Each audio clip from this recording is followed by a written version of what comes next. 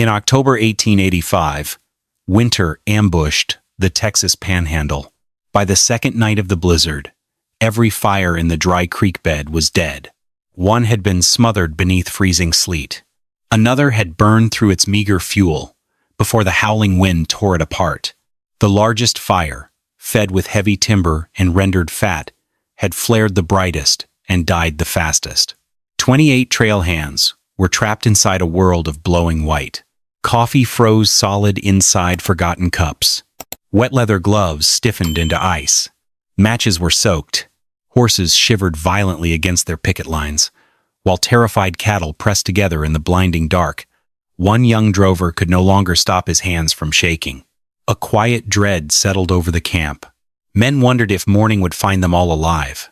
Only one person stepped away from the dead ashes, instead of frantically trying to spark them back to life.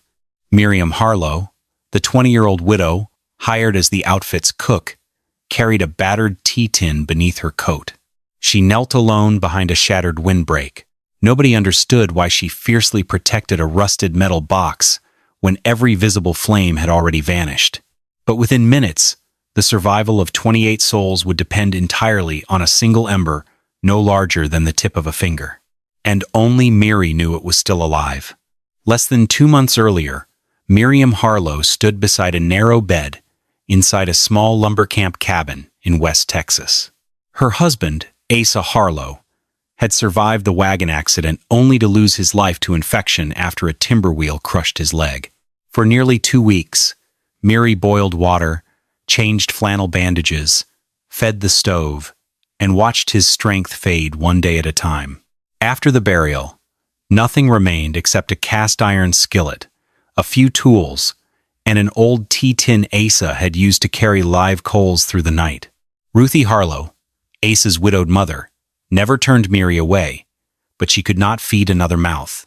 Before they parted, she pressed a worn recipe book into Miri's hands and closed her fingers around the tea tin. "Small things keep people alive until morning," she said. Miri walked away with $2.15, carrying everything her future could fit inside one blanket roll and one determined heart alone that morning. Miriam Harlow reached a small town near the Concho River looking for work. She tried the boarding house, the grocery, then the supply depot. Every owner found a different excuse, yet every answer sounded the same. No husband, no sponsor, no trust in a young widow handling money or provisions. She sold her best shawl to pay for 3 more nights indoors. Back inside her rented room, she counted everything again. 1 cast-iron skillet, 1 sewing kit, Ruthie's recipe book, 1 patched wool blanket, and Asa's tea tin. A boarding house guest mentioned a cattle outfit searching for a cook. The last one had quit before leaving Concho County. Miri heard survival, not adventure. $2.15 would decide how many meals remained.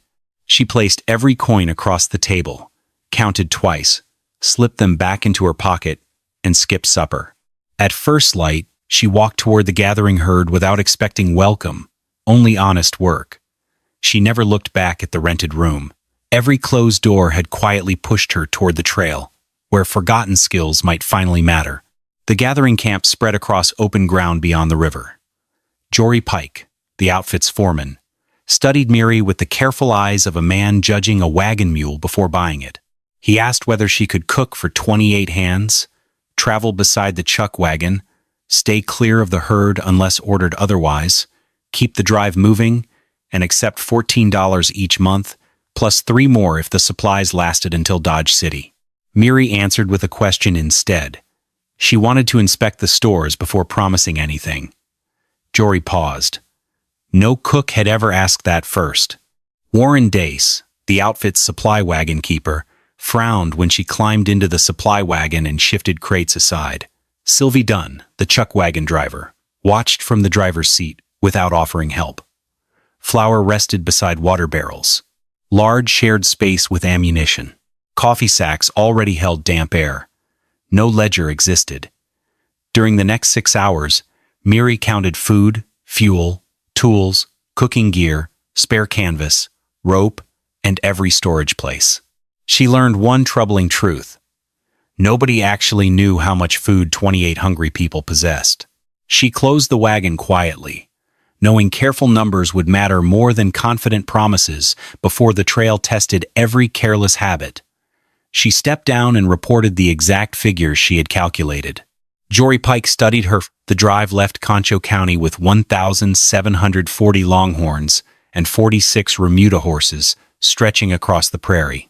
During the first days, nobody called Miriam Harlow by her name. She answered to cook, widow, or simply girl. The men moved around her the same way they moved around the chuck wagon, noticing its purpose but never the person behind it. Miri quietly learned every name instead.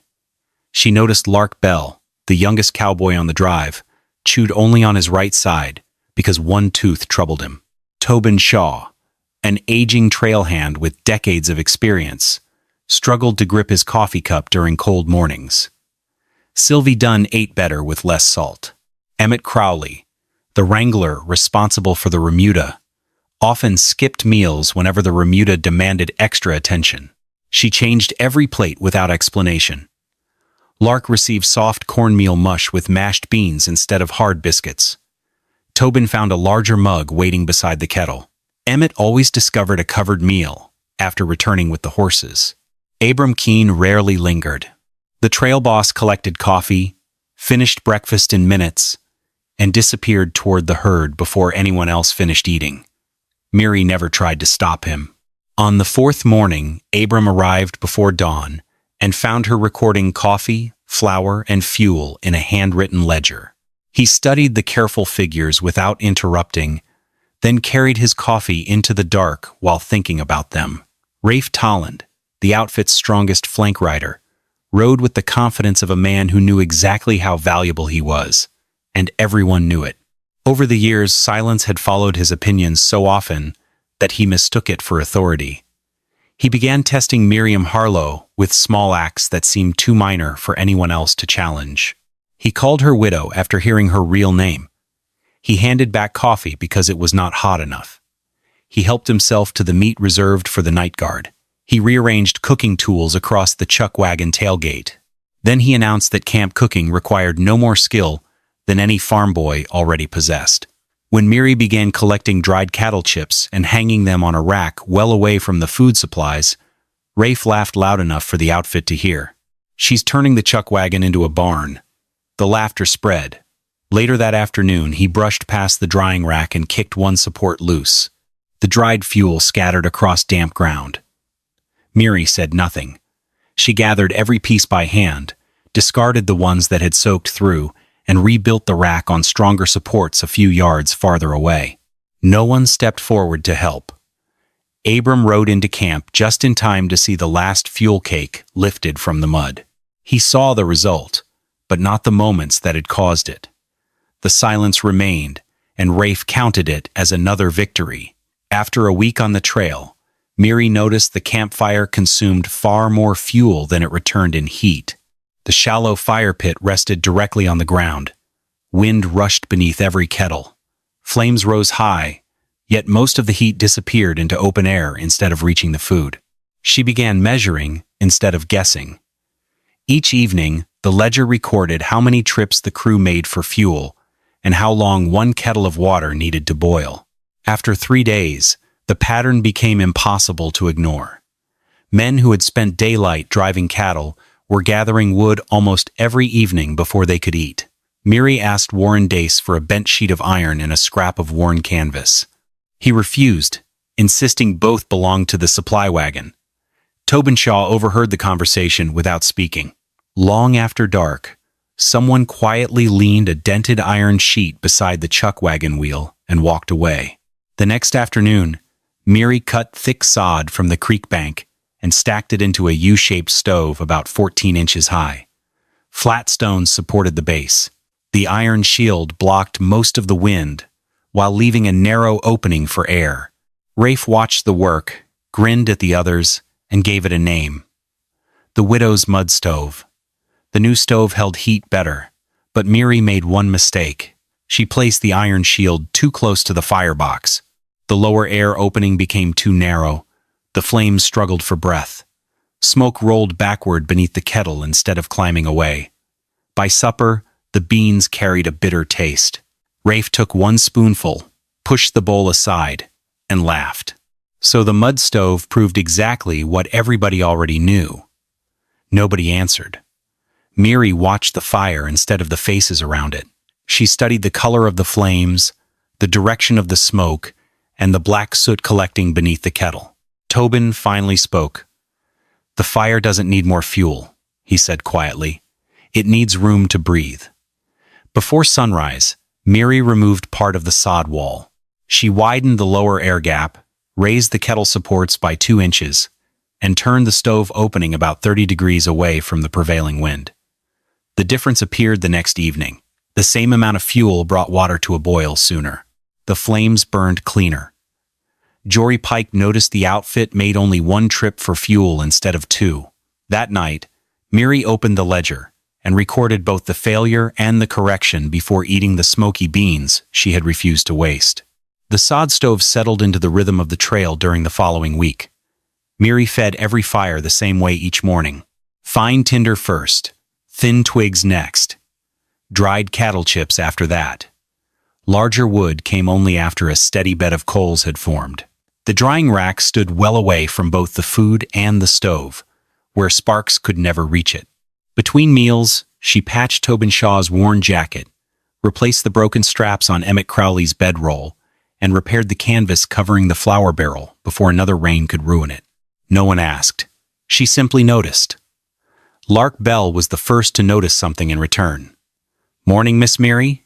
She turned, handed him his bowl, and answered with a quiet nod. A few days later, others followed his example. Abram Keene arrived before sunrise on the 4th morning. Instead of reaching for coffee, he opened the ledger. He asked why she recorded every fuel-gathering trip. "Every extra trip at sunset steals strength the herd will need tomorrow." Abram closed the book without praise. Before breakfast ended, he instructed Jory Pike to assign 2 men to gather dry fuel during each noon stop instead of waiting until evening. The change spread through the outfit without another word. Only Rafe frowned. That afternoon, he quietly removed a bundle of dry wood from Miri's reserve and burned it beside his bedroll. When Miri counted the stacks before dusk, 1 bundle was missing. She said nothing. Not yet. Late in the 3rd week, a short burst of sleet swept across camp. It was no blizzard, but it coated bridles with ice and soaked the outer layer of every woodpile gathered that afternoon. The evening fires struggled almost immediately. Damp wood hissed. Thick smoke drifted through camp. Several men blamed the weather. Miri walked beneath the chuck wagon instead. Her first fuel cache rested on a layer of folded canvas, raised above the frozen ground. Every bundle remained dry. She built the cooking fire without difficulty. Instead of burning through the entire supply, she used only enough fuel to establish a deep bed of coals, then placed the damp wood on the drying rack beside the stove. Jory watched the process carefully. "How many caches like that?" "3, Miri answered. 1 beneath the wagon, 1 inside an empty barrel, 1 wrapped in canvas between the supply crates. Rafe shook his head. "You hide wood like it's gold." Tobin stepped beside the stove, blocking part of the wind while Miri settled the kettle onto the fire. "In weather like this," he said quietly, "dry wood is worth more than gold." Rafe offered no reply. The wind faded before sunrise, but the lesson remained where every man could see it. Rafe took dry fuel a second time. This time, he pulled bundles from different caches, destroying the order Miri had built to protect them through changing weather. When she asked where the missing wood had gone, he shrugged. "Wood belongs to the outfit. A cook doesn't get to hide it." "It isn't hidden," Miri answered evenly. "It's reserved for the day nobody can gather more." Rafe stepped closer, until only the tailgate separated them. Then he nudged Asa's old tea tin with the toe of his boot. The tin struck the ground with a dull sound. It did not open. Before either of them spoke again, Abram Keene walked into camp. His eyes moved from the fallen tin to the scattered fuel. What happened? For the first time, Miri did not dismiss the moment. "He took fuel twice," she said, and he just knocked my tin onto the ground. Abram turned toward Rafe. Did you? Rafe folded his arms. I did. She's making too much out of a simple thing. Abram's answer came without anger. From this moment forward, nobody touches the kitchen, fuel, food, or equipment without Miss Mary's permission. Silence settled across camp. If anyone ignores that order, Abram continued, looking directly at Rafe, he loses flank duty and rides drag. Rafe understood exactly what that meant. Dust. Exhaustion. The worst place on the drive. Without another word, he stepped back. As the herd pushed north across the open country beyond the Texas Panhandle, the afternoons felt strangely warm. Several hands joked that winter had lost its way. Mary noticed different signs. The warm southern breeze shifted into a dry northern wind within less than an hour.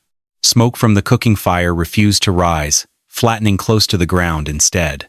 Frost gathered across metal buckles before sunset. The remuda turned their backs toward the north without being driven. Even the longhorns crowded together more tightly than usual. Along the distant horizon rested a long gray cloud, low and flat against the earth. She watched quietly until Emmett Crowley returned from checking the horses. They've changed, he admitted. They're standing like they do before hard weather. Nearby, Tobin Shaw rubbed one aching knee. It always complains before a strong cold wind, he said.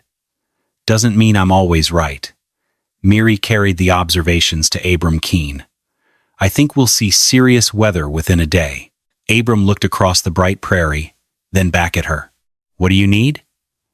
A dry creek with high banks. Flour moved above ground. The supply wagon turned into a windbreak. Every piece of dry fuel we can find gathered before sunset. She paused. And leave the reserve caches untouched. Abram asked nothing more. He called for Jory Pike and quietly changed the evening route toward a shallow, dry creek several miles ahead.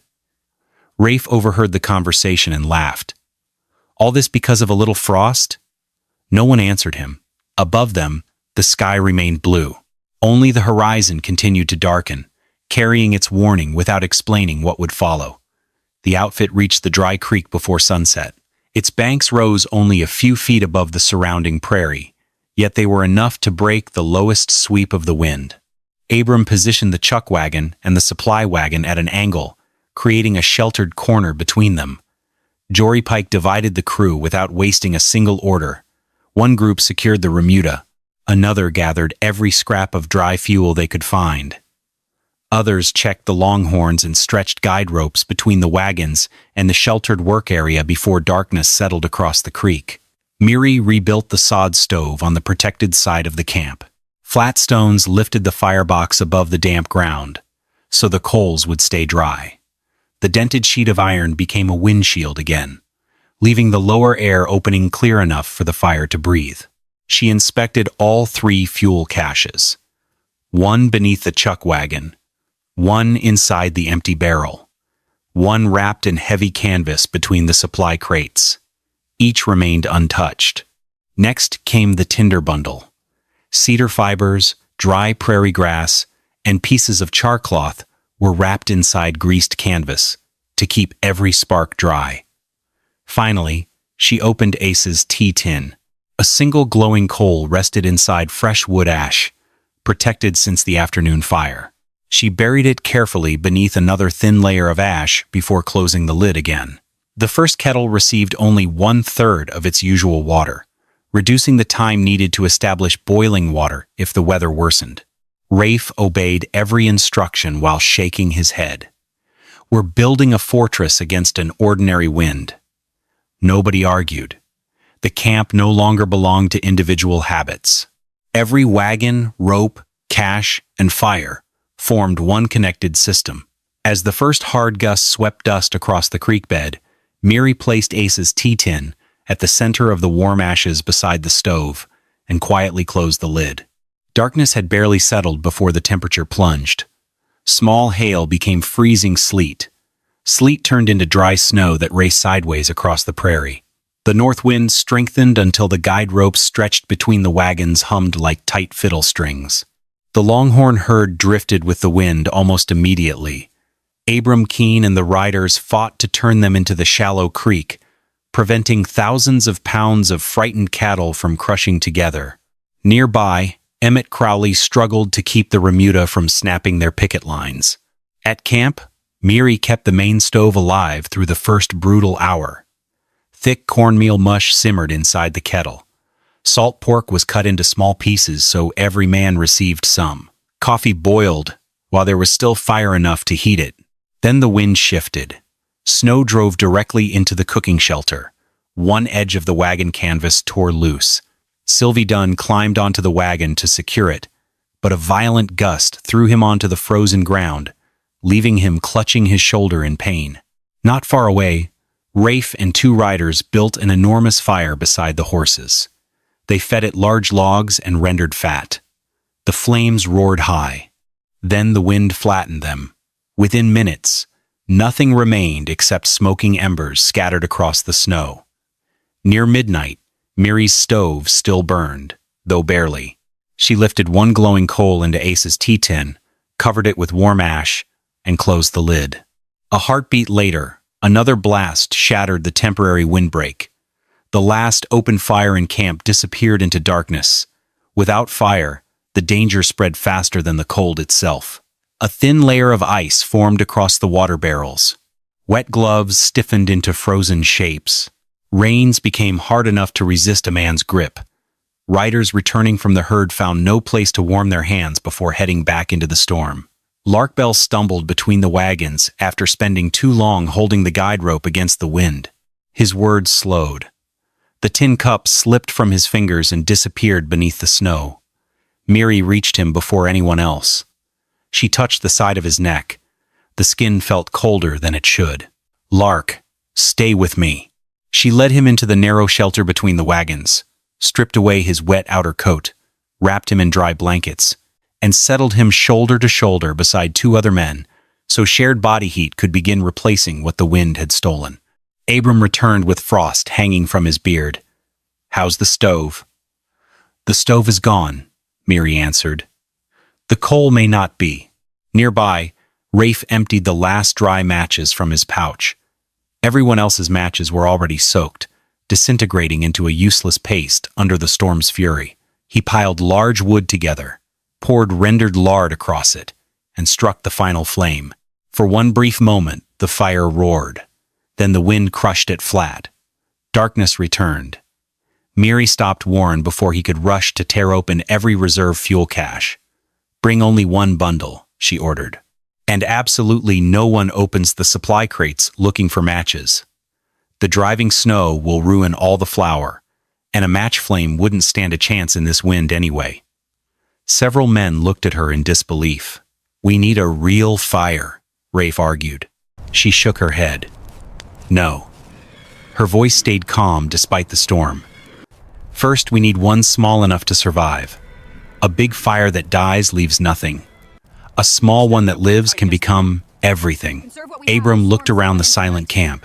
"Fuel and fire belong to Miss Miri now," he said. "Everyone follows her instructions." No one argued again. Miri did not rebuild the entire stove. She rebuilt the air around the fire instead. The creek bank became the first barrier against the wind. The wagons formed the second. The dented sheet of iron created the third. Flat stones lifted the tinder above the frozen ground, while a narrow strip of iron held the lower air opening clear so the smallest breath could reach the fire. Only then did she open Ace's tea tin. The upper layer of ash looked gray and lifeless. Rafe glanced inside. "It's dead." Miri ignored him. She gently parted the ash with the tip of a spoon. Nothing. She reached deeper. There, a single point of red. So small, it almost disappeared whenever the wind shifted. She laid a piece of char cloth beside the ember. Instead of blowing hard, she breathed slowly and evenly until the cloth darkened, glowed, and finally caught. The ember moved into cedar fibers, then dry prairie grass, then twigs no thicker than her finger. A sudden gust slipped through one side of the shelter. The tiny flame vanished. Nobody spoke. Miri quietly adjusted the iron shield, lowered the fire closer to the stones, and unfolded the last remaining piece of charcloth. Again she searched the glowing coal. You're waited. Again she breathed. This time the flame stood upright. It trembled. It bent with the wind, but it did not die. Rafe reached for a large stick. Not yet, Miri said. Abram caught his arm before the wood touched the fire. Small fuel came first.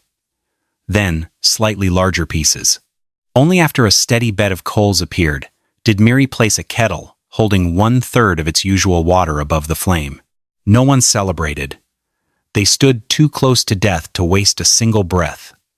Miri refused to let everyone crowd around the fire until it smothered itself. Instead, she gave each person a task. Tobin Shaw watched the lower air opening, keeping it clear whenever drifting ash threatened the draft. Warren Dace guarded the 2 remaining fuel caches. Jory Pike rotated the riders through the shelter in small groups so every man could warm himself without choking the fire. Emmett Crowley carried frozen reins and stiff gloves close enough to dry without scorching them. Sylvie Dunn, his shoulder bound tightly against his side, sliced salt pork with one hand while stirring the cornmeal mush with the other. The first kettle reached a boil quickly because it held only 1/3 of its normal water. Miri never dumped fresh snow into the pot all at once. She added small handfuls instead, keeping the water hot instead of forcing it to begin again from freezing. The mush stayed thinner than usual. Warmth mattered. Water mattered too. Lark Bell drank only a few careful mouthfuls at a time, until color slowly returned to his face and his hands steadied enough to hold the bowl without dropping it. Once the fire built a healthy bed of coals, Miri lifted glowing embers into 2 smaller tins. They became secondary heat points behind separate windbreaks rather than independent campfires. Abram used heated water to soften frozen reins before sending fresh riders back toward the herd. Outside, the blizzard showed no mercy. Inside the shelter, panic slowly disappeared. The fire no longer served only as warmth. It became the center of a working system that kept food cooking, water flowing, equipment thawing, and exhausted people moving again. By morning, the wind still howled across the frozen creek. Emmett Crowley hurried back from the remuda with troubling news. One of Rafe's horses had collapsed against the windbreak and refused to stand. Without warmth and careful movement, the animal would likely freeze where it lay. Rafe started leading the horse toward the main fire. Miri stopped him. Not here.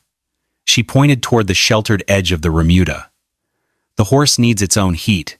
Her eyes shifted to the 2 small ember tins. For a long moment, Rafe said nothing. Then he asked quietly, "May I borrow one?" Miri never mentioned the drying rack he had kicked over or the fuel he had taken. Instead, she handed him the tin. Stone underneath. 3 windbreaks. Keep the lower air gap open. Small fuel first. Larger pieces only after the coals grow. Rafe reached for thicker wood immediately. "Not yet," she said. "If you kill that ember, there isn't another one." This time he listened. He laid the stones. He built the shelter. He fed the fire exactly as she had taught. The small blaze held. Water warmed. Cloth softened. The horse finally struggled onto its feet. Rafe returned later without a word. He placed the empty tin gently on the chuck wagon tailgate. Then he crossed to the drying rack and quietly straightened one dried cattle chip the wind had knocked sideways. Tobin noticed. He said nothing. He did not need to. Nearly 58 hours after the blizzard began, the wind finally weakened. The first pale light pushed through the clouds without bringing warmth. It simply revealed what the storm had left behind. 23 longhorns were gone. Abram Keene had feared far worse. Not one member of the outfit had died. Lark Bell had regained his strength. One horse still limped, but remained alive. Most of the flour, coffee, salt pork, and dry stores had survived because they had been raised above the frozen ground and protected before the storm arrived. Jory Pike opened Miri's ledger beside the chuck wagon. Comparing the entries before and during the blizzard, He estimated that her fuel system had stretched their supply nearly twice as long as the large open fires they once depended upon. Tobin Shaw looked across the gathered crew. "I've seen sod stoves before," he said. "But she turned an old trick into a complete survival system." Abram nodded once. From today forward, Miss Meary's methods for fuel, cooking fires, and reserve caches become standard for the rest of this drive. No speech followed. None was needed. The men simply accepted it. They called her Meary. Some said Mrs. Harlow. No one used widow again. Later that morning, Rafe quietly placed a bundle of dry fuel into the correct reserve cache. Before walking away, he looked toward Mary. "May I leave this here?" She nodded. Lark returned, carrying warm coffee in Tobin's large-handled mug, brewed from the fire that never died. The herd reached Dodge City smaller than when it had left Texas, yet large enough for the drive to turn a profit. After the final tally, Mary received $14 for the month and the additional $3 bonus because the food and fuel had lasted to the end of the trail. She finished the last entries in her ledger beside the chuck wagon, while the others prepared for the trip home. Abram Keene approached without hurry. "I have a small ranch in eastern Colorado," he said. "It needs someone to manage the winter stores, the kitchen, and the fuel supplies." He paused. "I'm not looking for a servant." Mary waited. "You'd earn the same wages as an experienced ranch hand your first season. The food stores and fuel stores would be yours to manage. If you can prove a better way, you can change the system. You'll have your own room. And when spring comes, you're free to leave if that's what you choose." He glanced toward the freight wagons waiting beyond the stockyards. "My children, Jonah and Nell, are there.